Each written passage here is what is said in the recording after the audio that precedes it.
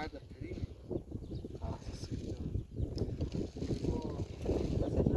بسه مثل سابقه هم داشت بسه نویش دزی داشت و باید بازارش چون طرف آژانسمش سیاد الان رفته یعنی مثلا ما که نشناسیمش ولی باز هم سر زمین اسمش چیه گفتی؟ این اسدالله معروف پدر اسم پسر؟ حسین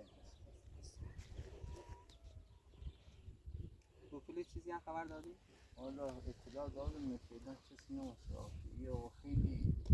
بالا خیلی خشیه یعنی دولت میخواد نه بنابراین نیست که بخواد دولت بخره یا چیزی بخواد هر چی که با قانون خوش الان اگه واقعا جزئی باشه دیگه بینید دستش میره الان خب یه رسمش چیه لیست دادم ولی خودونیم خیلی با هم رفیقیم خب حالا آقا ما اولین بار میبینیمش خب یو سابقه داشت خب این نویش یک روشنی یه بار فرات آقای مغازدار هسته اونش یه رو دیگه شناسه آقای مغازدار چه سابقه داشت حالا ما یه عکس بشیبون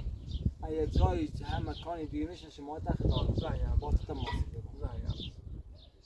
خیلی دین گشت الان داخل ساخت داخل ساخت خوبی ما عکسش بزن خب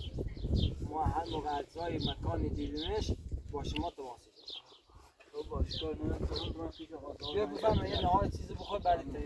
من پیش آقا دارم این بپرسم باشه با زادم بپرس آمان انشاءالله پیدا شدیم خب کار در خدمتتون علی یاد مینا